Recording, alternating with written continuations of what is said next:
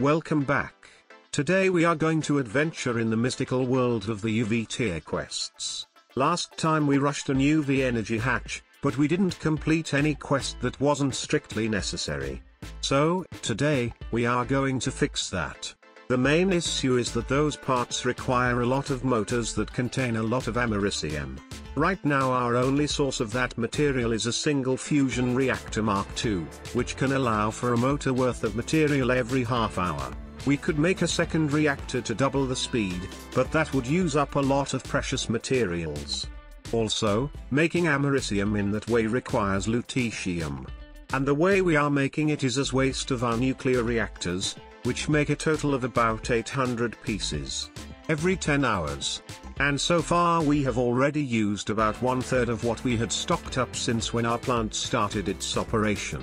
There are other ways of making lutetium, but I think we should just aim at the better way of making americium, fusion Mark III. So, going back to our quest, I think we are just going to wait a little bit more to stock up the materials to do that quest. In the meantime, we can do some other quest, such as Kevlar. Kevlar is the next tier of plastic which will be required later on and is made by a chain of a lot of machines. And in the 4 hours it took to build that thing, we managed to also craft the motors required to complete the UV components quest. Next, we need an assembler, but we now use the overvolted multi-block one. Now we have to show the energy hatches we already made last time. We could craft some more in advance, or we can just borrow one. Next, we can borrow our water purification plant. And with that, I think we can now move on with the fun parts of this mod pack. We are now going to start working with computation and glass fibers, starting from a quantum computer, which you can see built here. Its size can be increased to have up to 24 racks, but, for now, 6 will be enough. Other than the usual maintenance issues, this machine will also have uncertainty issues. To fix those issues, we have to use an uncertainty resolver, where we will have to balance the bleeping intensity of some squares in a grid. Next, we have to give power to that machine. It will need 1 UV amp of power for every rack and 1 amp for the computer itself. That is 7 UV amps, which is 28 ZPM amps. So we use a 64 amps ZPM hatch. Once we connect the power lines, we can turn on our computer. However, it looks like it is still unable to compute. And that is because we didn't insert any processor inside its racks. Once we insert a vent and a bunch of processors, we turn it on. And here we can see how much computation we are producing and the processor's temperature. And, at some point, something weird happened. Our CPUs somehow melted. And it looks like something has indeed changed on how you should set up this machine. For the moment we are not going to tinker with overclocks, so we just figure out something that works. We shall start with 1 vent and 1 crystal processor mainframe. The heat rapidly raises, but, the hotter it gets, the better the vent works. However, we used only half of the rack spaces when we are paying for the full rack, so let's fill it up with the new better vents and 1 more mainframe. After some time, it looks like the temperature stabilized close to the maximum temperature for those processors. And we are not even using the best cooling system.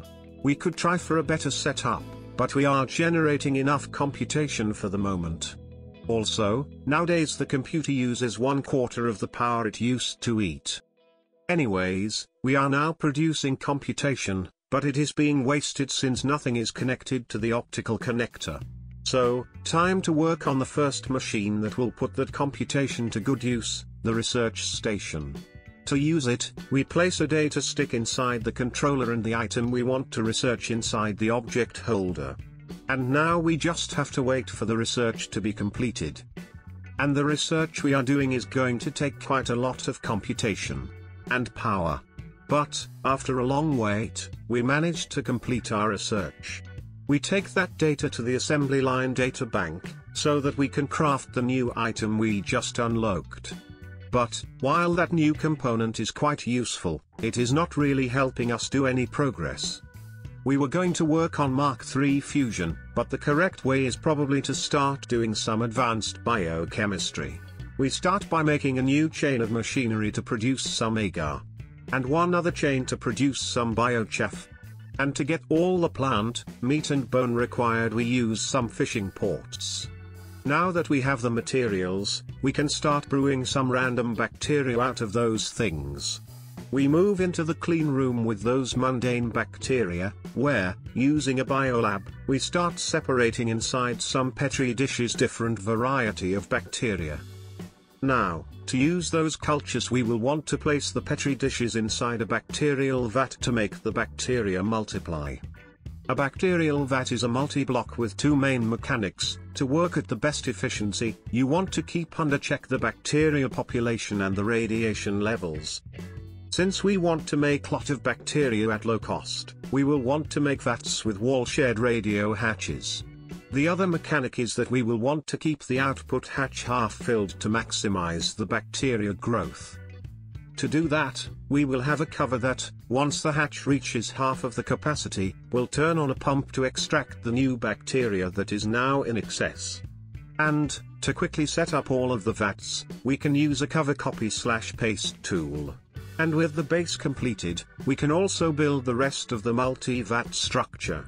One other issue is that, to keep the radiation level constant in the vat during the bacteria growth, we will be consuming up radioactive material. For this stage we are using bismuth, which lasts 3 minutes and we have in huge amounts.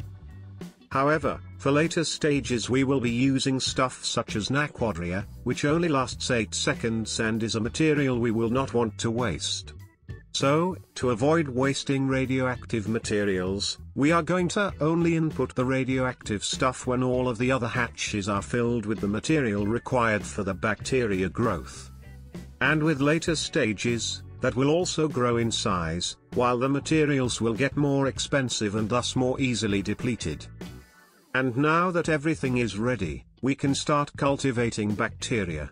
Initially, they will have to spread out just from the petri dish, but, once they start growing inside the machine, the more we have, the faster they will grow. Until the space inside the machine will start becoming too much populated. And, before they start starving, the redstone circuit will trigger the pump to extract the excess. And the next stage will be to feed those normal bacteria with other stuff to the over-evolutionized bacteria, which will then produce raw growth catalyst medium.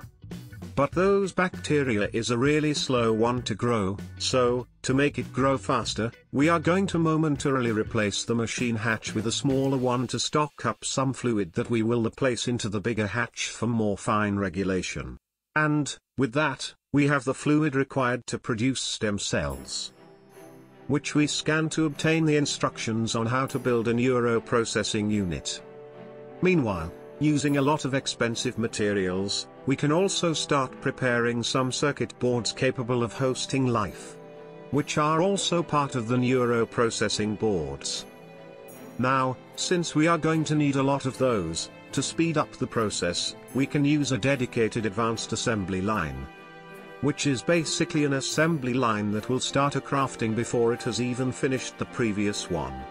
Then we move to a new set of circuit assembly line, where we build our new wetware circuits. And here the research station comes into play, since it is required to craft the wetware mainframe. And this was one way faster research than last time. And, with that, we can start building our new tier of circuits, the wetware mainframes, which are UHV tier. And we will use those right away to make UV field emitters, for the fusion reactor Mark III. But, once again, we have been stopped by the speed of our Mark II reactor. So we have to find something else to do while we wait. We shall start by preparing the americium wafers. Those take just a pinch of americium, but the cooking time is extremely high. One other thing we can do is gather some mysterious crystal-rich stone, and this is the actual mining speed of our new adamantium alloy hammer and quantum legging running speed. Next, we can go fight some bosses, such as the sequel of the Ender Dragon, which will drop some stuff that might be useful later on. And it looks like harvesting that stuff caused some weird thing to happen. Then, after disrupting this island, we can run away, all the way to Pluto, where we fail at trying to tame a space dog, whom was hiding some rocket schematic in his nest. This time we are going to scan this schematic. This will yield a way of creating copies of it, since we are going to need a couple more later on. In the meantime, our americium pool is ready, thus we can cut it using the water that survived absolute zero and helium plasma temperatures. And we are going to use those wafers to slowly make quantum power integrated circuits, which are required for the upcoming reactor. Which now misses only one thing to be completed, americium. While waiting for it, we can build a couple of PCB factories. Those will make circuit boards cheaper and quicker than an LCR. Or at least they will when we will equip the overclock and parallelization upgrades. For now, it will run on 22 EU per tick while on ZPM voltage. Also, we can even get bonus outputs at the cost of speed. And that's why we have a second PCB factory for the more expensive circuits. But that is something we will really notice only once we will be doing BioWare circuits in the next tier. And now, while waiting for the remainder of the americium, we can appreciate a couple of sunsets.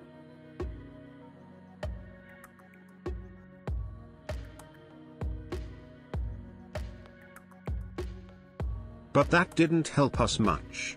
So I guess it is time to give up our indium and do what we should have done one episode ago, a second fusion reactor Mark II.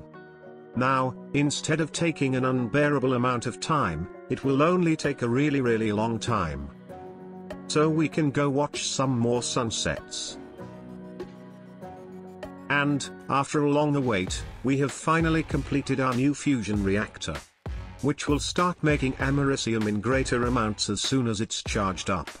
However, this recipe has a small issue. We are not getting americium but americium plasma. To get americium, we could either use a vacuum freezer, which will use power, a heat exchanger, which is a hassle, or we can run the plasma through a multi-block turbine which will produce americium as waste. However, americium plasma has a huge energy density, meaning that the conversion will be rather slow. Unless we use a huge turbine with a huge flow, but we are still limited by the dynamo hatch. Anyways, what did we learn in today's episode? Yes, we must always burn a lot of thorium in nuclear reactors during the early game so we won't get stuck by lack of lutetium. And with that I think we can close the episode. Bye bye.